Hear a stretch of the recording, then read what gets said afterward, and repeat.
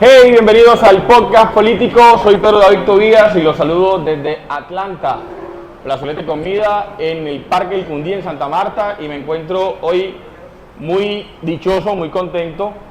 Yo hace, ¿qué? Ya 8 años, sí, 8 añitos, 7 añitos, con Juan Carlos Cabana, con Luis Miguel Moisés, con Juan Felipe Melo. Hice parte de esa primera generación de compromisarios que participamos en ese campamento en Bogotá, en esa campaña presidencial del 2018. Y fue esa campaña presidencial precisamente de mi invitado de hoy a el podcast político, nuestra primera versión en live, y es profesor Sergio Fajardo Valderrama, a quien le doy la bienvenida a este podcast, Santa Marta, y con un público lleno, al que también le pido un fuerte aplauso. Muchas gracias, Pedro. Firme. Conversemos de lo que sea, como sea. Arranquemos por lo que es noticia. Se aprobó la reforma laboral. Me parece muy bien. Yo desde un comienzo dije, esa reforma laboral tiene sentido. Es indudable que tenemos que fortalecer los derechos de las personas trabajadoras. Yo nunca creí nada diferente a que el presidente estaba utilizando todos estos mecanismos para hacer campaña electoral para el 2026. Entonces, me parece bien que la hayan tramitado. Naturalmente quedan muchas cosas por fuera que se necesita, porque hay una discusión donde se dice que la generación de empleo es muy importante en el contexto de una reforma laboral y son muy pocas las condiciones en esa reforma. No conozco el texto pues definitivo que se haya aprobado, que permita generar empleo, y en algo que es importante, en particular para el Caribe y Santa Marta y esta región, que es la formalización, que ese es un reto grande, porque en un país donde muy pocas personas logran llegar a una pensión y tienen el cubrimiento de la seguridad social, necesitamos la formalización como parte de mejorar las condiciones de vida. Y en particular hay que señalar, con respecto a todo esto, es urgente trabajar con las micro, pequeñas y medianas empresas, su fortalecimiento. La carga impositiva que tienen es muy alta, que dificulta la generación de empleo. La informalidad pasa a través de las micro y pequeñas empresas en el contexto colombiano, entonces todavía queda trabajo por hacer. Y en particular algo que aquí veo muchas personas, y es ¿qué tiene que ver con el mundo joven?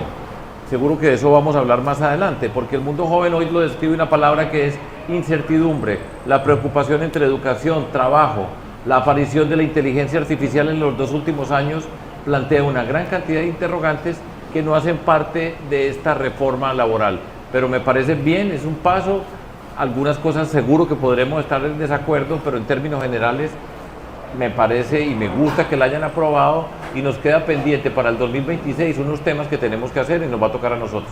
2 preguntas concisas. Es decir, usted no cree en el fantasma del desempleo, de que se van a acabar los empleos con la visión de reforma. Y 2, ¿cómo queda entonces la consulta desde los ojos de Sergio Fajardo, la consulta popular que impulsa el presidente Petro?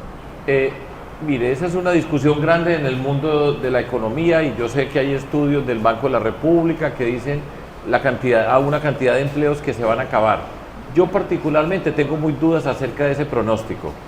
En particular, yo pienso que empezar el día o la noche a partir de las 7 de la noche es una medida justa dentro de todo lo que podemos estar haciendo o no. Se puede discutir un poco, pero creo que hay medidas que realmente fortalecen las micro, pequeñas y medianas empresas que no están ahí, que se pueden elaborar, que se pueden formular más adelante, en particular con la reducción del impuesto, porque las micro, pequeñas empresas tienen un impuesto del 35%, que es el mismo de las grandes empresas. Entonces hay elementos que podemos trabajar, que se pueden perfeccionar, pero creo que es bueno que se haya aprobado. Y en particular, pues esa consulta queda sin ningún tipo de sentido. Ahora todo el mundo va a reclamar que ganó, que gracias a esto tocó hacerlo. En fin, eso hace parte de la política y la discusión, pero el reto que tenemos para nosotros, para Colombia, es muy grande, y seguro pues que eso es lo que vamos a hablar ahora. Sí, quiero comenzar primero con una pregunta, digamos, jocosa, capciosa de cierta manera. A ver, pues. Y es que hay gente que dice que, bueno, otra vez Fajardo. ¿Por qué Fajardo vuelve nuevamente a ruedo? ¿Por qué Fajardo está nuevamente presentando su nombre en esta contienda electoral? Ahí le llegó su Vito Corozo. Eso sí es calidad. ¿Y eso qué tiene gracioso esa pregunta o qué? No, por eso le digo que es capciosa. O sea, ¿por qué otra vez Fajardo? Casi que contesto de una manera por molestar, pero después queda uno grabado y miren... No, vienen los memes cuando usted medio agacha, cierra los ojos, se durmió Fajardo en el podcast. No, eso tampoco. No vemos papaya. No era eso, pero este sí me está dando pues con toda entrada, ¿no? Ya me dijo dormido, me dijo viejo y cumplo 69 años pasado mañana, ¿y qué? Ok, hay que celebrarlo entonces. Profesor Lastra, hay que celebrar el cumpleaños desde mañana de este podcast. Pero le contesto por qué estoy yo aquí. Ok. Y bueno, ahora una pregunta seria, ya que hay muchas personas que no me conocen, con quienes comparto por primera vez, y le voy a contestar con todo el gusto, por supuesto. Primero, yo empecé la política a los 43 años y medio. Yo no crecí en el mundo de la política ni de lo público. Yo he sido una persona privilegiada de esta sociedad colombiana. Crecí en medio del privilegio en razón de que mi papá era un arquitecto famoso de la ciudad de Medellín y yo tuve todas las oportunidades en la vida. Y muy rápido me di cuenta de las desigualdades sociales y me di cuenta muy rápido también que el origen social, el lugar donde se nace, el contexto de la familia donde se nace, básicamente para la mayoría de las personas en Colombia determina lo que van a poder ser en la vida. Y eso es una gran injusticia. Ahí están las raíces de las desigualdades sociales en Colombia. Y desde muy temprano entonces tuve conciencia que la educación tenía que ser parte fundamental para romper las desigualdades sociales de nuestro país. Mi privilegio fue escoger la que yo quería, lo que me apasionaba, que eran las matemáticas. Escogí ser un matemático, escogí ser un científico, escogí ser un profesor. Yo no pertenecía al mundo de la política y lo público. Esa es mi forma de ser y la razón en mi vida, la forma como me he vivido es esa. Ahora, hace 25 años y medio, con un grupo de personas en mi ciudad tomamos una decisión y fue participar en política. Entonces yo vengo por un camino distinto al de todas las personas que van a pasar por este podcast acá, cuando vengan acá a Santa Marta y seguramente vas a entrevistar. El camino es diferente y la inspiración para entrar a la política no fue por un negocio ni por una obligación, sino por una convicción muy profunda de que nosotros podemos cambiar la sociedad. Y entendimos con un grupo de personas en mi ciudad, en Medellín, yendo de Bogotá a Medellín. Yo era profesor en la Universidad de los Andes, la mejor universidad privada de Colombia, y era profesor en la Universidad Nacional en Bogotá, la mejor universidad pública del país, privada y pública. Yo he tenido toda la vida la oportunidad de saber moverme en los diferentes sectores y ver las sociedades de diferentes ángulos. Y descubrimos una cosa, hace 25 años y medio, descubrimos que nos guste o no, los políticos toman las decisiones más importantes de la sociedad. Nosotros tratábamos de aportar desde diferentes ángulos. Yo participaba en Colciencias en ese momento, el Consejo Nacional de Ciencias Básicas, el Comité Nacional de Maestrías y Doctorados. Participaba en todo lo que podía hacer, escribía columnas, decía lo que había hacer. Pero descubrimos que los políticos, repito esta frase para que no se les olvide, los políticos toman las decisiones más importantes de nuestra sociedad, gústenos o no. A nosotros no nos gustaba nada. Pero entonces, ¿qué decidimos? O nos quedamos toda la vida diciendo, quejándonos, diciendo que los políticos no sirven para nada, que nosotros sí sabemos qué es lo que hay que hacer con las ideas y las propuestas, pero que nunca se veían. Y la decisión que tomamos fue, vamos a participar en política, vamos a participar en elecciones, vamos a organizar un movimiento cívico independiente, vamos a ganar las elecciones y vamos a cambiar a Medellín. Y por eso es que estoy yo aquí sentado. Porque tomamos esa decisión a partir de unos principios, entender que se puede hacer la política de otra forma, y yo estoy aquí por convicción. Ese ha sido mi privilegio en la vida. Yo he hecho lo que he querido, no lo que me da la gana, sino lo que he querido, lo que me motiva, me apasiona. Y logramos demostrar que se puede transformar una sociedad, y lo digo con todo el orgullo. Mejor alcalde de Colombia, le cambiamos el rumbo a una ciudad apasionante, con toda la complejidad del mundo que es Medellín. Y después gobernador de Antioquia, el mejor de Colombia. Y los primeros en la lucha contra la corrupción, a pie, sin comprar un voto, sin romper ninguna regla de la transparencia y respetando unos principios y valores básicos de la política. Y demostramos que se podía hacer y la hemos luchado. Entonces yo estoy aquí porque lucho, porque creo en los principios, porque aprendo, porque nos podemos transformar, porque tengo la energía y porque tengo las ganas y tengo la convicción de que nosotros podemos cambiar este país. Y el país que tenemos hoy no nos lo merecemos. Eso es lo que yo creo y por eso estoy acá entonces. Quiero preguntarle el por qué está acá. Bueno, el por qué está acá no responde, pero hay un contexto, una coyuntura muy particular. Usted fue alcalde de Medellín después de haber sogado, no ganó en la primera aspiración, Claramente, creo que fueron tres aspiraciones y la tercera fue la vencida. Dos. La segunda fue la vencida. Acá lleva, esta es su tercera aspiración presidencial. 3,5 para ser más precisos. La vicepresidencia con el profesor Antanas Mocos. Profe, yo tengo que preguntarle lo siguiente, aunque digamos de cierta manera algunas personas creen que es cruel, pero la vida sigue, la política va a seguir y tenemos que el próximo 31 de mayo elegir presidente. Y lo que le está pasando a Miguel Uribe está generando un sentimiento profundo de reacción que no sabemos si va a ser hacia el odio, si va a ser hacia la autorregulación o si va a ser hacia el autoaprendizaje de decir, paremos esto que nos está llevando esta realidad del país.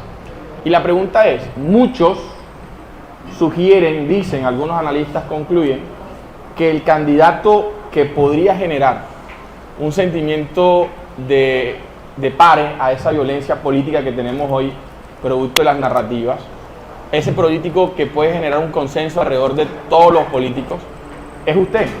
¿Por qué cree que muchos lo señalan como la persona que puede ser quien capitalice, dicen algunos, la realidad política del país hoy, con un Miguel Uribe gravemente herido, que incluso hasta puede terminar perdiendo la vida, o quienes creen que usted es la salida para evitar este escalamiento de violencia en el país? Voy a explicar. Voy a empezar a explicar de otra manera. Voy a responder la pregunta, pero me voy a tomar un tiempo y pues ya acabo de llegar de 3 horas y media en un carro, me acabo de tomar un jugo y esta oportunidad es única. Yo creo que el gobierno del 2026 va a ser el más difícil en la historia reciente de Colombia, de todas las personas que estamos acá, de todas las personas que vivimos hoy en Colombia, es el gobierno más difícil. Explico por qué. Yo he tenido la oportunidad de recorrer a Colombia 3 veces, en sentido político. Vengo de Riohacha y pronto estaré en Tumaco, y ando por todo este recorrido colombiano. Colombia es un país de gente amable, sencilla, cariñosa, tranquila. En general, esa es Colombia. Hay algunas personas que tienen mucha plata, pero hay una élite pequeña, comparado con un país de 52 millones de personas como somos nosotros. Pero hoy Colombia es una Colombia que tiene rabia, que tiene miedo, incertidumbre, es una palabra muy grande que pesa sobre todos nosotros en todo el país, tristezas. Hoy Colombia no es la Colombia que nosotros veíamos, es una Colombia amarga, que no es lo natural para nosotros en nuestro país. Y eso tiene que ver con la polarización política. Y voy a decir lo siguiente, yo pienso que la polarización empezó desde el año 2010, cuando el presidente Uribe se enfrentó con el presidente Santos, que era la persona que ganó. Nos enfrentamos con Antanas Mocos, yo era candidato a la vicepresidencia, nos enfrentamos con Santos, que era el de Uribe, y nos ganó. Y desde ese momento empezó un enfrentamiento entre ellos, y eso ha llevado a la polarización en Colombia. Empezó a darse las discusiones en la familia, recuerden el tema del plebiscito, que se dio una gran discusión en Colombia, y esa polarización continuó y fue creciendo y ha crecido a los niveles en que estamos hoy. Es una Colombia dividida con todas esas características. El próximo gobierno tiene que ser liderado por una persona que sea capaz de convocar a izquierda, centro y derecha, para decirlo en términos políticos, convocar ese espectro. En la izquierda y en el centro y en la derecha hay personas valiosas. Ese no es el problema, que haya personas valiosas, sino tener la capacidad para convocar desde esa perspectiva. Y dar confianza. Y la primera capacidad, la primera condición para poder convocar es dar confianza. Y eso lo voy a decir yo, entonces aquí está sentado la persona que tiene esas características en Colombia. Estoy de acuerdo con esa afirmación, no porque Miguel Uribe haya sufrido este atentado, porque esto venía desde antes del atentado contra Miguel Uribe, que es doloroso. A mí, por ejemplo, me ha impresionado muchísimo. Por ejemplo, miren la cantidad de personas de la policía que me están cuidando a mí hoy. Y yo particularmente toda la vida estuve tranquilo por las calles, caminando, entiendo el trabajo que ellos hacen, pero eso hace parte de lo que va pasando en nuestro país. Entonces, esa Colombia necesita una persona con esa condición, es la que yo represento con todos ustedes, para transformar en nuestro país. Yo participaba en la política, yo voté en blanco en el año 2018 y dije, no el señor Duque ni el señor Petro, por ninguno de ellos dos voto, por estas razones, están por escrito. Yo participé en la contienda, yo estuve en la confrontación y dije, no voto por ninguno de ellos dos, yo voto en blanco, es una actividad legítima. De ahí para adelante me han insultado lo que quiera. Y usted ya sabe cómo me han dicho de todas las formas posibles. Yo tranquilo, nada de mortificarse por eso, ni enloquecerse porque insultan de un lado a otro, pero la vida nos mostró que el señor presidente Duque fue un mal presidente de Colombia, incompetente. ¿En qué sentido? No estaba preparado para gobernar, es que gobernar es muy difícil. ¿Ustedes creen que manejar un país como Colombia es fácil? Es muy difícil, no tenía esas condiciones, y lo explico de una manera sencilla. Si el presidente Duque hubiera tenido la preparación, el conocimiento, la sensibilidad, el estallido social no hubiera ocurrido como ocurrió en Colombia. No entendía la dimensión de las necesidades y las expresiones de muchas personas, y eso fue un gran golpe para nosotros en Colombia. Y después en el 2022 otra vez, y voté en blanco. Hago una observación, en el 2018 por 200.000 votos no pasé yo a la segunda vuelta con Petro. Y en el 2022 voté en blanco y dije que no votaba ni por Rodolfo Hernández ni por Gustavo Petro, y volví a explicar y volví a votar en blanco. Y la vida nos va mostrando cómo para mí este es un muy mal gobierno. Ya podemos, si quiere, explicar por qué. Ese mal gobierno es un desgobierno. Usted da lo que tiene adentro y tenemos un caos en múltiples dimensiones de nuestra sociedad. Y todas esas expectativas convertidas en palabras que no se han hecho realidad, se convierten en frustración y alimentan ese malestar. Y el presidente Petro tiene una habilidad muy grande, la confrontación. Él es un gran peleador, es un gran confrontador, hace parte de ese mundo agresivo de la política y lo público, y la estrategia es muy elemental. Todo lo que está acá es culpa de Duque, que es una buena parte, y él no ha hecho nada porque no lo dejan. Entonces no lo dejan los ricos, no lo dejan los medios de comunicación, no lo dejan no lo deja el Congreso, no lo dejan las Cortes, a él, que es la víctima que convoca al pueblo, que no dejan. Y el principal enemigo de él es él, porque no tiene la capacidad para construir, porque no sabe pasar de las palabras a transformar, porque usted ha visto cómo maneja los equipos, que llega una persona, nunca la había visto, no le habló una palabra y la echó, y no sabe convocar los equipos, conformar para resolver los problemas, no tiene método, no tiene rigor, no tiene orden, no tiene transparencia, y no va a transformar. ¿Estoy descubriendo algo que sea incorrecto? No. Y así fue como alcalde de Bogotá. Es que no ha cambiado, el presidente Petro no ha cambiado. Personas pensaron que podía convertirse en un estadista al ser presidente, y sigue siendo exactamente el mismo. Y esa es la condición. Y entonces todo esto, porque estoy diciendo por qué. Porque llega el momento donde usted ve la coherencia, la consistencia. Hoy están firmando en todo Colombia que por favor le bajen al lenguaje, que por favor respeten al diferente, que por favor entiendan cómo nos podemos unir.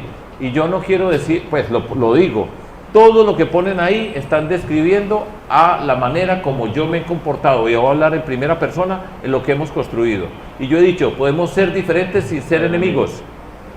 Y el domingo estuvimos en las calles diciendo, podemos ser diferentes sin ser enemigos, podemos respetar al que no está, con quien no estamos de acuerdo en términos políticos, lo podemos respetar. Y yo he hecho eso 25 años y medio.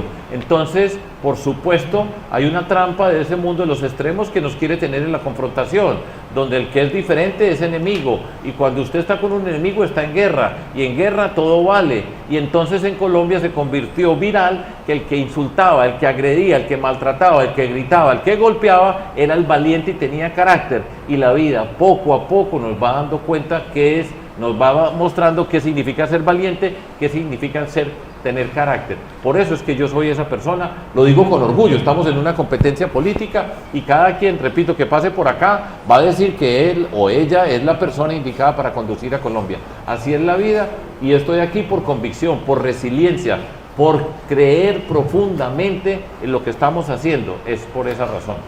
Bueno, usted acaba de decir algo muy poderoso, y es que Petro ha creado una cultura de la agresión, y en muchos simpatizantes de eso. Todas las encuestas dan por hecho, bueno, todas las encuestas siempre muestran la tendencia del segmento de izquierda que existe en Colombia, y muchos se ven representados en Gustavo Petro. Pero en el escenario en el que usted, para, digamos, no tomar postura acá, en el escenario en el que usted sea presidente, ¿cómo va a ser, cómo va a lidiar, cómo va a tratar a ese segmento del país que va a ser un petrismo que lo va a culpar a usted de no la continuidad del cambio? ¿Cómo va usted a lidiar la oposición política que muy seguramente cuando usted sea presidente, la más difícil va a ser la de Gustavo Petro. Esperemos a ver qué pasa, no nos anticipemos a pensar en eso hoy. Le voy a empezar a hablar ahora cómo voy a lidiar la oposición de Gustavo Petro en el 2026. Pero Ya el dije que ambiente, el no. ambiente, el ambiente. El ambiente, cuando yo gane las elecciones, entonces hablemos pues así, Así. eso va a significar que además vamos a ganar de una manera contundente, eso no va a ser por 20.000 votos, vamos a ganar de una manera contundente y esta es una carrera larga. Y cuando usted gana de manera contundente, quienes más saben, quienes mejor saben qué significa un voto son los políticos. Y cuando usted gana de manera contundente es un mandato del país, y ya lo estoy diciendo, a convocar a personas del mundo de la izquierda, del centro y de la derecha, que podemos convocar para trabajar juntos. Y sí que ahora podemos hablar de qué problemas vamos a enfrentar. Entonces, yo no caigo en ese cuento desde hoy empezar a pelear con Gustavo Petro, expresidente de Colombia. No, no se preocupe por eso, que vamos a ganar. Ganamos de manera contundente y la historia la vamos a escribir nosotros. No sé, como lo mismo, les voy a anticipar algo. A mí a veces me preguntan, ¿y si usted no está en la segunda vuelta y son tal contra tal, ¿usted por quién votaría? ¿Cuál es mi respuesta siempre? El día que yo me acueste y piense, si yo no estoy en la segunda, no gano en la primera vuelta y no estoy en la segunda vuelta, ¿por quién voto? Ese día, al otro día no vuelvo a salir a la calle. Yo todos los días me levanto pensando que soy la mejor persona para Colombia. Si Esa pregunta chimba no la vamos a hacer por acá, ¿no? ver, Quería preguntarle otra cosa. Antes de entrar a hablar de lo programático, que quiero que lo programático sea Santa Marta. Para hablar de lo programático, la ciudad, porque usted tiene una ciudad que va a cumplir 500 años.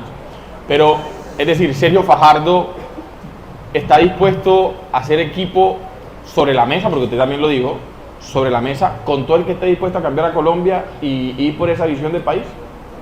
esa pregunta está muy genérica. Estoy dispuesto a hacer equipo con todo el que esté dispuesto a cambiar en Colombia. Más o menos, ¿qué significa?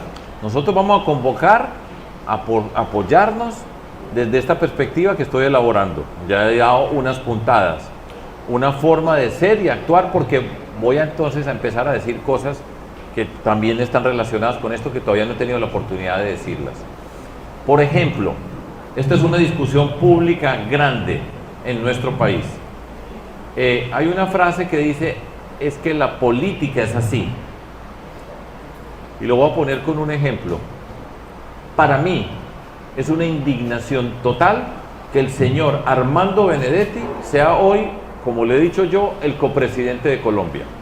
Me explico. Y lo voy a poner pues argumentando. Y yo hablo a partir de lo que estoy viendo que sea corroborable. No me meto a hablar de especulaciones y la cantidad de chismes que hay, que nunca me meto con la vida de las personas ni me empiezo a comentar sobre eso.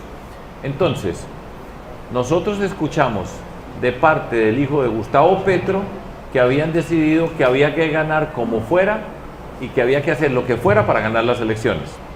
El señor Benedetti, grabado, dijo lo plata que había conseguido, que no aparece en ningunos libros, 15.000 millones de pesos, y además dice que si él habla, todo esto va para donde sabemos. Eso lo dijo el señor Benedetti. El señor Benedetti llegó en el avión privado con Gustavo Petro a la presidencia, y hoy, después de nombrarlo embajador en Venezuela, que fue precisamente un gran embajador, ustedes saben que no. Le hicieron una embajada en Italia, en la FAO, ustedes saben qué pasó. Hoy está al lado del presidente y, para rematar, Gustavo Bolívar dijo hace un par de semanas, le vendimos el alma al diablo, con tal de ganar lo que fuera. Y entonces el comisionista de la venta del alma al diablo se llama Armando Benedetti, y ahí le están pagando la comisión como copresidente de Colombia. Y yo sospecho que muchos de ustedes dicen, no podemos aceptar la corrupción como forma de la política. Y eso marca una diferencia en la forma de entender la política y lo público. Y yo he dicho, yo prefiero perder a ganar haciendo trampa. Yo podría ya haber sido presidente de Colombia si me hubiera facilitado, pero no, porque yo por eso es que estoy aquí, por unos principios, y me voy a posesionar de 70 años, el más viejo en yo no sé cuánto tiempo, voy a ser yo. Y entonces es eso. Bueno, entonces, pero déjenme terminar, porque es que yo creo que el primer paso es cambiar la forma de la política. Si no cambiamos la forma de la política, esto va a ser exactamente la misma película con diferentes nombres.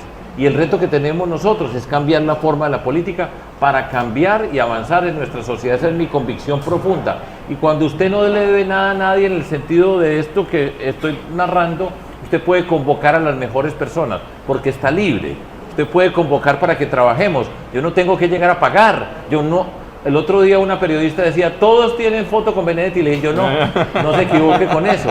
Es que esa es la libertad. Y ese es el poder para poder hacer las transformaciones. Y seguro que vamos a convocar gente valiosa alrededor de eso, pero libres. No vamos a negociar pedazos del Estado para entregárselos a una persona a cambio de un truco o una negociación oscura que se hizo en medio de una campaña. Y así es como entra la corrupción en Colombia. Y pasa en muchas partes. Es decir, en segunda vuelta nadie va a pescar en el río revuelto de ir a apoyar a Fajardo para garantizar la elección de Fajardo. No todo el que me quiera apoyar me puede apoyar, bienvenido, ese pero no es problema. Sin acuerdos, sin prebendas, sin vender. Mire, si nosotros decimos a algún grupo de personas y el día que digamos, venga, vamos a trabajar juntos, yo soy el que lo explica. Yo soy el que sale y dice, vamos a trabajar con Pedro David por esta razón. Este es el compromiso que él tiene y va a participar y su tarea es esta y tiene que cumplir con estas reglas y yo le explico. No escondidos por allá diciendo que de repente no sabemos, la nueva ministra del Comercio Exterior, que no sé si alguien la conoce, ¿sí? Viene de ser secretaria de la Comisión Cuarta de Cámara. Bueno, por eso, de la Comisión Cuarta de la Cámara, ahora pasa a ser ministra de Comercio Exterior para establecer las relaciones con China y tratar los aranceles con Trump. Hágame el favor, no tengo nada contra la señora, pero ¿por qué llegó allá? ¿Hay alguna razón? ¿Ustedes saben por qué? Partido Liberal. Bueno, entonces, si vamos a gobernar con el Partido Liberal, venga Partido Liberal, esta es la razón, aquí están, esta es la responsabilidad, etcétera. Es que la transparencia construye y es elemento fundamental de la construcción de confianza. La pedagogía, explique por qué hace las cosas, cómo las estamos haciendo, dónde nos encontramos, eso es fundamental y así se construye confianza y el que tiene confianza puede construir, tender puentes y puede convocar. Ese es el reto político, ese es el reto público y ahí vamos y así lo vamos a hacer y va a funcionar muy bien. Bueno, en estos últimos 10 minutos que me quedan quiero tocar Santa Marta y cerrar con una lista, un check-in que tengo de nombres para ponerlo usted a definirlos en una palabra. Ya es una dinámica. Eso es lo que los hace famosos. Pues dígame en una palabra. Profe, Claudia López. ¿Tiene Claudia López en la lista? Mire, yo leo las mentes. Pero pues le voy a decir lo que tiene en esa lista el señor. Pero vamos a hacer algo. Vamos a hacer algo. Cuando llegue el momento, usted dice los nombres y yo tacho. Y el que me quede faltando se lo digo. Va para eso. Pero quiero hablarle primero de algo. A ver. Mancuso, el pasado domingo, en una entrevista con Cambio, habló de la fragmentación que ya existe entre los gestores de paz y el presidente por el sesgo con el que el comisionado o el alto comisionado para la paz, que es el operador de la gestión de la paz o de la política de paz, no ha logrado hacer por sesgos políticos, según Mancuso. Mancuso detalló un poquito, por encimita, a las autodefensas conquistadoras de la Sierra Nevada de Santa Marta. Usted viene a Santa Marta, una ciudad que está pronta a cumplir años y una ciudad que evidentemente todos los expertos han denominado que es una ciudad que tiene gobernanza criminal. La seguridad en Colombia se ha convertido literalmente hoy en el principal problema de los ciudadanos. Ya la corrupción, como antes en el 2018, que era el principal problema, según las últimas encuestas, hoy es la seguridad. Y usted está aquí en Santa Marta, una ciudad que, según Mancuso, según Norma Vera, según Lerber Dima, Plataforma Pedal, todos dicen gobernanza criminal, hay un grupo arraigado en la cotidianidad, incluso hasta en la legitimidad ciudadana de los amarios. Y quiero preguntarle, ¿qué va a hacer Sergio Fajardo para solucionar el problema de seguridad y particularmente el de Santa Marta? ¿Y qué va a hacer Sergio Fajardo con la paz total? ¿La va a continuar, no la va a continuar? ¿Va a cambiar la óptica de hacerlo o no? Una pregunta de seguridad. Muy bien. Le voy a contestar con todo el cuidado. Y voy a poner dos antecedentes previos, porque eso no se habla mucho en política. Yo escucho personas hablar de seguridad y entonces dicen que le van a dar a todos esos hijuetantas y todo lo que dicen y lo dicen gritando. Y nunca han visto en la vida un policía. Pero con solo gritar y decir qué van a hacer, parecen convencer a la gente. Yo hablo en primera persona, me voy a empezar a contar. En el año 1995, el gobernador de Antioquia era Álvaro Uribe Vélez. y yo fui parte de la comisión facilitadora de paz de Antioquia, que el entonces gobernador de Antioquia convocó a personas para que le ayudaran a mirar y buscar caminos de paz en un departamento que ha visto todas las violencias en las formas más horribles de nuestro país. Medellín fue la ciudad más violenta del planeta Tierra, la más violenta. Medellín, miren esta cifra, 375 homicidios por cada 100.000 habitantes. Eso no lo ha tenido nadie, y no era porque Medellín tuviera pobreza, que en medio de las condiciones de Colombia, Medellín tiene una condición afortunada, las empresas públicas, etcétera. Entonces, yo he aprendido y he conocido acerca del tema de la violencia. Después fui alcalde de Medellín, me tocó la reinserción, entender cómo evitar que las personas que entraron al mundo, que firmaron un acuerdo con el gobierno de Álvaro Uribe, se reinsertaran en la sociedad y al mismo tiempo desarrollar una política para que nunca un joven de 15 años entre en la criminalidad. Y después fui gobernador de Antioquia, trabajando con militares. Antioquia tiene el río Magdalena, el río Cauca, el río Atrato. Antioquia tiene Caribe, en el Golfo de Urabá, con toda la complejidad. Entonces yo he tenido la experiencia para trabajar con la fuerza pública en las diferentes instancias y hacerlo bien hecho. Y esto no es el que más grite, el que más insulte, sino la inteligencia, la capacidad de gobernar, de trabajar con los equipos para lograr los resultados. Esa es una primera observación que se pierde en medio de la gritería. Porque yo nunca he salido a tomarme una foto con alias Pecueca y vamos a meter a todas las pecuecas del mundo bajo tierra y no voy a descansar hasta que acabemos con esas ratas. Yo nunca he hablado así, ni voy a hablar así. Pero gobernar requiere método, rigor, preparación, conocimiento, y lo señalo. La paz total es el caos total, y explico por qué, y ahí va a estar la solución. Pues que es importante entender bien la naturaleza de lo que está pasando. Está asociado con la mente caótica del presidente. El presidente dijo, yo voy a hacer la paz con todos, lo que no habían hecho todos los mediocres que hubo antes en Colombia, y empieza diciendo, en 3 meses se acaba el ELN cuando yo sea presidente. Pregunte cómo está el ELN hoy, y hoy nadie habla del Catatumbo en Colombia, nadie, y allá estamos viviendo una tragedia. Para ilustrar lo que pasa, para que entendamos. Estoy hablando de lo que dice. Y entonces pensó que iba a hacer la paz con todos. Entonces con las bandas criminales de la Sierra Nevada de Santa Marta, con el Clan del Golfo, con todos los grupos criminales al comienzo, partiendo del desorden. Es que esto necesita orden, método, rigor, transparencia, cuidado. Es que gobernar exige cabeza. No es un discurso para decir lo que yo me sueño o quisiera o porque yo lo dije se hace, sino hay que saber coordinar, ordenar, tener un rigor especial. Yo creo que el presidente nunca habla con Oti Patiño, que es el alto comisionado para la paz. Y entonces él empieza a decir, un día dijo, vamos a terminar el proceso que Uribe no terminó, y nombra a Mancuso de gestor de paz, y ya todos los que estaban ahí renunciaron. ¿Por qué? Por desorden, por la incapacidad, porque es hablando. Entonces, vamos a negociar con todas las bandas, vamos a negociar todo esto, y mire el caos que tenemos. Y el gran error es el siguiente. Cuando usted está negociando, usted quiere que un grupo se retire de alguna actividad ilícita.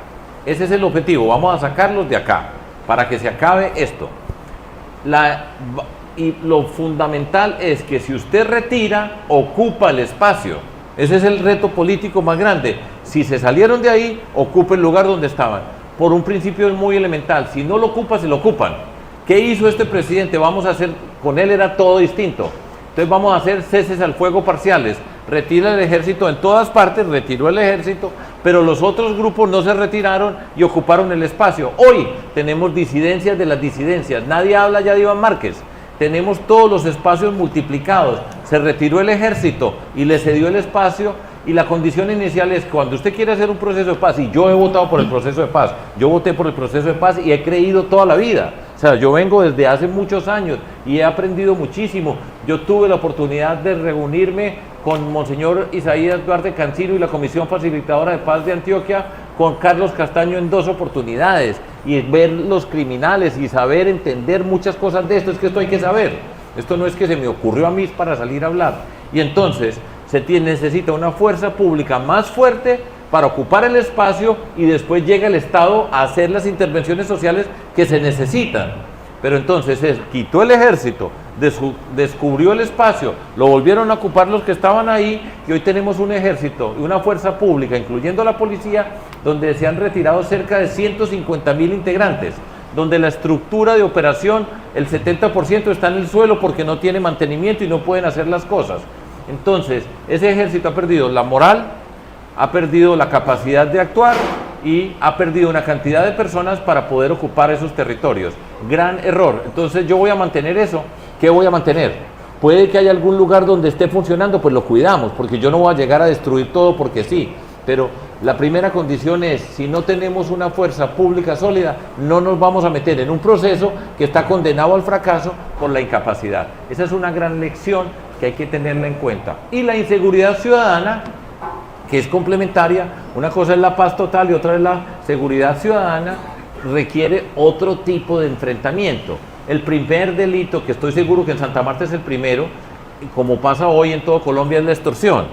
La extorsión, el 60% de la extorsión viene de las cárceles y no hemos sido capaces todavía de bloquear desde las cárceles las llamadas con celular que las hacen de allá, y eso se tiene que sentar con las compañías de telefonía móvil a garantizar que esos espacios están bloqueados. Y hay espacios, formas de extorsión, donde hay en cierto pedazo de una comunidad, hay un grupo, una banda que controla y que cobra extorsión, o en uno más grande, como pasa acá, grupos más grandes que controlan toda una ciudad y todo un territorio. Y para eso están los Gaula, que son la institución de la policía que se formó para combatir la extorsión y el secuestro. Y se requiere la inteligencia, y la inteligencia va cambiando, inteligencia tecnológica, la inteligencia de la forma de actuar para enfrentar esos delitos.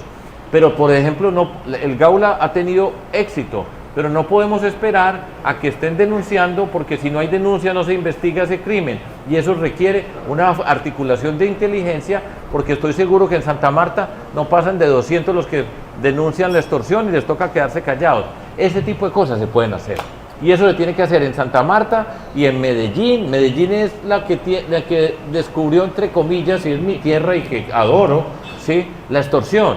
Es que esto no es un fenómeno nuevo, pero esa es la forma como hay que articularlo. Ahora, como gobernante, y le voy a decir yo como presidente de una vez, es lo siguiente para decir cómo va a trabajar con Santa Marta, con el Magdalena y con Colombia en el siguiente. Mire, inmediatamente yo gano la elección, al día siguiente empiezo un programa que tiene un origen, o estoy inspirado en algo que hice como gobernador. Voy a explicar lo que hicimos como gobernador. ¿Cuántos municipios tiene Magdalena? 30, 29 con Santa Marta 30. 39. No, 30. 30, bueno, 30. Antioquia tiene 125. ¿Sí? Cuando yo gané las elecciones, gané y 120 alcaldes de los 125 estaban en contra mía. Entonces, pues ustedes se imaginan lo que sintieron. Dijeron, ¿ahora qué vamos a hacer? Llegó este de gobernador, ganó él y nosotros en campaña lo insultamos, ¿cómo hacen? Dijimos de todo y ahora estamos de alcalde, pues no nos va a tocar nada. ¿Qué dije yo? Lo primero que les dije es, no se preocupen, que voy a trabajar con todos igual, con los 125 municipios. No importa que usted me haya insultado, señor alcalde, eso es problema suyo, ¿sí? Ese no es problema conmigo y vamos a trabajar con todos los municipios. ¿Y qué hicimos? El programa de acuerdos públicos municipales, la gobernación de Antioquia con el municipio de Anzá, en Antioquia. Yo no sé si alguien sabe que en Antioquia hay un municipio que se llama Anzá. En ese municipio, la gobernación de Antioquia, ¿cuáles son los proyectos? Son estos 5 proyectos los que vamos a hacer. Usted va a poner tanto, la alcaldía pone tanto, la gobernación de Antioquia pone tanto, hay forma de cooperación, la nación va a poner tanto. Estos son los 5 proyectos que vamos a hacer. Y tenemos además un mecanismo para que haya sea transparencia, que no se pierda un peso. Y con cada municipio lo hacemos público, todo el mundo sabe cuáles son, dónde están los recursos, cuánto cuesta cada acuerdo público municipal, y lo hicimos. Mejor gobernador de Colombia. Pregúntenle a todos esos que me insultaban a mí. Cuando llegaba allá yo le decía, gracias alcalde, trabajamos juntos en estos 5 proyectos, esto lo hizo usted, yo lo quiero felicitar, le agradezco que hayamos trabajado juntos y cambiamos, así es como se cambia la cultura. Entonces yo no le decía hijo de tantas a nadie y a este lo vamos a fregar, como decían a la gobernadora del Valle que le encuentran en el celular a Benedetti con el presidente, tenemos que bloquear todos los proyectos del Valle del Cauca, nunca. Entonces llegamos, Colombia, Magdalena, Santa Marta y todos los municipios de este departamento y hacemos los acuerdos públicos firmes. Y ustedes van a participar a ver cuáles. Y cada proyecto tiene un sistema de veeduría para que no se robe un peso. Y yo les garantizo que lo hacemos con cada departamento de Colombia. ¿Estoy loco? No, eso se puede hacer. ¿Muy difícil? No, es voluntad política. Porque yo no voy a venir acá a entregarle a X político de esta ciudad o de este departamento, venga que a usted le toca el SENA, a usted le toca esto. No hay uno solo que pueda decir eso. Y lo vamos a hacer de esa manera. Así vamos a gobernar. Y entonces el tema de la seguridad. A mí me tocó, pues que me tocó además, no va a creer que Medellín y Antioquia son unas cosas muy sencillas, complejísimo, pero entonces con el gobierno nacional, alcaldes y gobernadores, venga, vamos a participar acá. No es que vienen y hay un asesinato o pasa algo y entonces un consejo de seguridad y le hablan al gobernador o la alcaldesa, quien esté en cualquier lugar. Tenemos reuniones regulares sobre el tema de seguridad y está trabajando el gobierno nacional con el gobierno departamental y con el gobierno municipal. Yo fui alcalde cuando Álvaro Uribe era presidente de Colombia. Le ganamos a él, fíjese, le ganamos a él la elección a su candidato, pero con él trabajé bien y era en serio, esto es lo que estamos haciendo, aquí está, esta es su responsabilidad. Igual, cuando fui gobernador de Antioquia, el presidente era Juan Manuel Santos, con el que competimos en la elección con Antanas Mocus y trabajamos en serio y aquí es esto y esta es la forma y la seguridad de Antioquia pasa por acá y trabajamos articulado, así es como se hace. Dígame otra fórmula, a ver cómo es que vamos a hacer y entonces venga a ver cómo vamos a tener y cada que nos reunimos, ¿usted por qué responde? ¿Usted por qué responde? ¿Yo por qué respondo? ¿Cuáles son las condiciones? Aquí están, vamos a trabajar. Ese es el esquema de trabajo y eso es lo que yo les puedo ofrecer. Quiero preguntarle puntualmente de qué le puedo ofrecer a Santa Marta, pero en temas puntuales. Santa Marta tiene un problema de agua. Santa Marta tiene un problema, por ejemplo, con temas de vivienda. Santa Marta tiene problemas con temas de vías, ordenamiento de playas. ¿Cuál va a ser esa acción puntual que Sergio Fajardo, cuando sea presidente, decir, soy presidente, usted va a coger el mapa de Colombia y decir, bueno, ciudad por ciudad, ¿qué es la primera acción? ¿Cuál es esa primera obra? ¿Cuál es ese primer deseo que usted quiere traer como presidente para la ciudad? Mire, yo le estoy describiendo la forma como lo voy a hacer. Falta un año, ¿sí? Yo sé todo lo que quiere y lo más fácil es que yo le digo sí a todo lo que me diga. Y quedo bien con todo el mundo. Es que yo vengo de Riohacha, de La Guajira. Vamos a hacer, y lo dije públicamente, vamos a hacer la represa del río Ranchería. Hacer es ponerla a funcionar. Usted pregunta y dice, llevan yo no sé cuántos años, todas las campañas presidenciales, todo el que pase por acá le va a decir sí a lo que usted le pregunte. Pero, ¿quién es el que le va a decir que no va a apoyar la vivienda en Santa Marta? ¿Quién es el que va a decir que no va a sacar las playas porque la playa más hermosa de América Latina, esta es la Perla? Todos le van a decir lo mismo, pero falta tiempo. Que falta un año para unas elecciones, esto está precipitado, estamos aquí hablando, ya pidiendo el programa para Santa Marta hoy. ¿Cómo le parece? Pero su visión, por lo menos en la ciudad. Hay cosas que, a pesar que pase el tiempo, que esté muy lejos, hay cosas que no... Ya le dije cómo vamos a gobernar y nos vamos a sentar juntos y vamos a decir, venga, ¿cuáles son? Nos sentamos con Alfonso Lastra, con los alcaldes, ¿no? Me parece buenísimo y ojalá que Alfonso Lastra sea el alcalde de Santa Marta en la próxima periodo, de eso no tengo duda. Porque tiene método, porque tiene rigor, porque tiene seriedad, porque sabe organizar y porque sabe hacer las cosas. Dejar esta habladera tan tremenda, sí, porque es que hable y hable y hable y diga y prometa 500.000 cupos para nuevos estudiantes. Eso no tenía ningún sentido desde el primer día.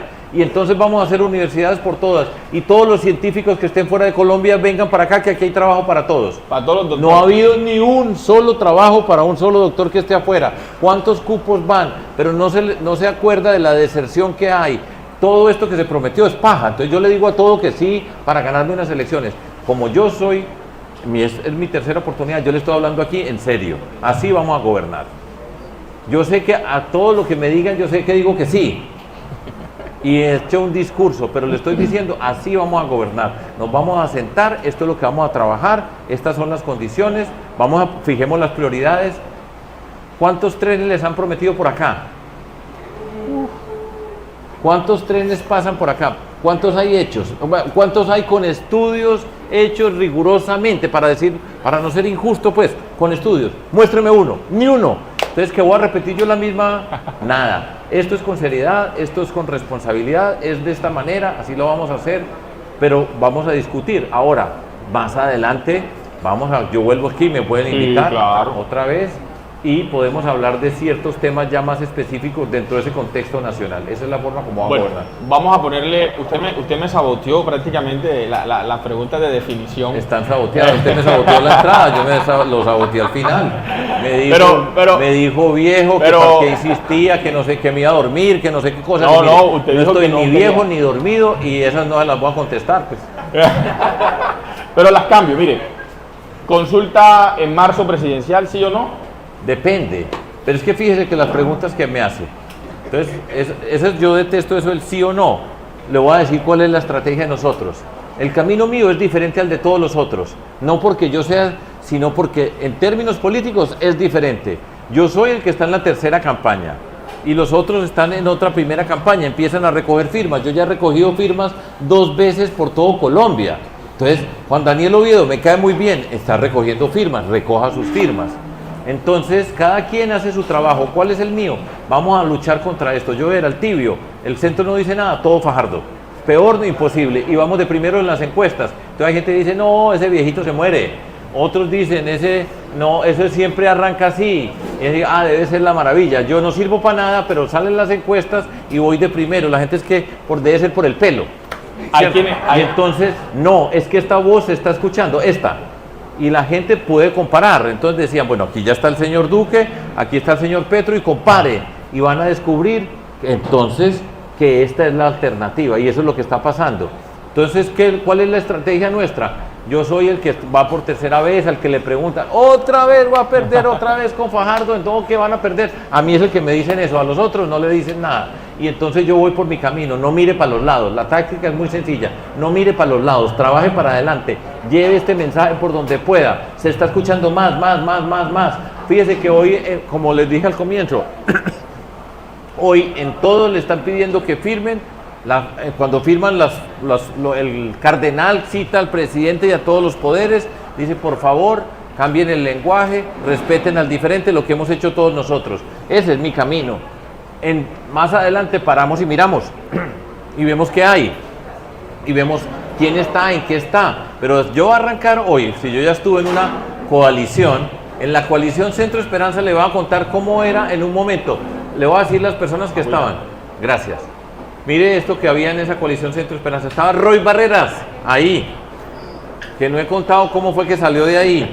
Estaba Humberto de la Calle, estaba Juan Fernando Cristo, estaba Juan Manuel Galán, estaba Jorge Robledo, estaba yo, estaban 6 del Partido Verde, Sandra Ortiz, que está en la cárcel, Antonio Sanguino, que es el ministro de Trabajo, Jorge Londoño, que es el director del SENA, Camilo Romero, que era embajador en Argentina, y Carlos Amaya. Y esa era la coalición, y nos reuníamos una vez a la semana durante 2 años. ¿Qué salió? Nada. Eso era perder el tiempo y no voy a dar más detalles. Entonces, la táctica nuestra es dele para adelante, no mire para los lados, vamos avanzando. A la invitación es, no me encuentre muchos defectos, sino dije, vamos, apoyemos a Fajardo de una vez. ¿Sí? De una. Yo creo que eso está sobradito, ¿no? Yo no voy a defenderme, pero aquí tengo la primera edición de su libro, ya firmado por 2 veces. Claro que sí. Pero, profe, este podcast no fue tibio, definitivamente el tono cambió, ya no es lo que la gente dice, pero quiero que cerremos con algo que usted siempre nos enseñaba, y nos enseñó en ese campamento, y siempre ha dicho, siempre, es que la decencia siempre triunfa. ¿Usted cree que va a llegar el momento, esta es el año, va a ser el año de la elección en la que la decencia va a derrotar el odio? Yo tengo la convicción total, y es un proceso largo, y repito, el aprendizaje social. Hemos tenido los gobiernos que hemos tenido, la forma como vienen pasando las cosas, y poco a poco, porque ya se empieza a hablar de que nos tenemos que unir, pero ¿cuáles son las condiciones para unir? Las condiciones para unir empiezan por el respeto, y la primera acción del respeto es poder escuchar y construir con las otras personas, y eso se necesita decencia para poder convocar, para trabajar juntos. Yo creo que esa es la materia prima para la transformación, la decencia que se convierte en confianza, y cuando hay confianza movemos toda una sociedad, todo un grupo en una misma dirección. Esa es mi convicción total. Repito, vuelvo a la primera, ¿por qué estoy acá? Por eso, porque creo en eso. Estoy dichoso con María Ángela, como les digo, voy a Los cumplir vimos marchando 69 años. Yo soy profesor en el Tecnológico de Monterrey en México, soy profesor de liderazgo público, estoy haciendo fuerza por el Medellín, estoy contento. Pero estoy aquí por convicción profunda de que esto se puede. Y esa fue la que tuvimos hace 25 años y medio para entrar a la política, y esa es la que me tiene hoy acá a mí, y esa es la que yo creo, y la que yo creo que la mayoría va poco a poco creyendo. Y estoy seguro que nosotros ganamos las elecciones en el 2026, y eso va a abrir la puerta para que Alfonso Lastra pueda ser alcalde de Santa Marta sin pagar un voto. Así es, y muchas personas como él, porque hay muchas personas valiosas por muchas partes, que es miedoso entrar a este mundo de la política. Es que entrar a este mundo es dificilísimo, muy duro en muchos sentidos, y hay mucha gente que tiene las condiciones, pero para entrar acá se necesita coraje y principios, y nosotros le vamos a abrir la puerta a muchas personas para que puedan participar, y vamos a cambiar esa cultura del clientelismo que se convierte en corrupción, entre otras cosas. Vamos a cerrar ahora el live, ya lo vamos a cerrar el live, pero usted se queda ahí, ya le van a traer su pizzita aquí en Atlanta para que la conversación, hay personas que tienen preguntas por hacerles, algunas digo ya las hice, pero yo quiero preguntarle algo. En el libro El Poder de la Decencia, lo que a mí más me explotó la cabeza como alguien apasionado por la consultoría, por la política, por todo esto, es cuando lo llama a su asesora y le dice: Sergio, la cinta eres tú. Ah, ya. Yo quiero preguntarle a usted qué sintió, porque usted se fue para su casa, según relata en el libro, se fue para su casa pensando en cómo unir a la Medellín sin oportunidades con la Medellín privilegiada. ¿Qué sintió cuando le dijeron, usted es la cinta? Pero la persona que me dijo eso es una escritora colombiana muy valiosa que algunos de ustedes pueden conocer, que se llama Laura Restrepo. Ella llegó a Medellín y allá estuvimos conversando, y ella sugirió: hagan una cinta desde el Poblado. El Poblado, digamos, es la zona de mayor riqueza en la ciudad, y una cinta que vaya desde el Poblado hasta el barrio Moravia, el barrio más pobre de Medellín. Una cinta físicamente. Eso era largo, pues, el trecho, pero esa fue su sugerencia. Y después de estar 2-3 días, ella me dijo a mí, y me lo escribió, tengo el texto, que está lindo, y me dijo: Sergio, la cinta eres tú. Esa es una frase muy hermosa, porque tenía la condición para convocar a todos los sectores de la sociedad para juntarnos. Y por eso esa es la expresión de la política nuestra, ser capaz de conectar. Cuando yo digo convocar izquierda, centro y derecha, nosotros podemos convocar a diferentes sectores, pero para eso se necesita una condición especial, que es la de la confianza, de la transparencia y eso. Entonces esa es una frase, esa es una de las más hermosas, o probablemente la frase más hermosa que me han dicho a mí en la vida pública, y es: la cinta eres tú. Eso es hermoso. Gracias por recordarme. Gracias, profe, y a todos los... Bueno, este es nuestro primer podcast live, claramente me dieron duro, pero bueno, va a haber un segundo live, un segundo podcast. Me dieron duro. Pues, y eso que sí compromisario, pero bueno. Gracias, profe, gracias a todos los que se conectan con nosotros en Facebook, en YouTube. Invitamos a todos que sigan la transmisión, la compartan y se suscriban a nuestro canal de YouTube. Profe, seguimos aquí la conversación en Atlanta. Muchas gracias, Pedro. Adiós a todos los que están conectados en nuestras redes sociales. Yo saludo aquí, pues yo no sé eso. Muchas gracias. Bueno, profe, seguimos.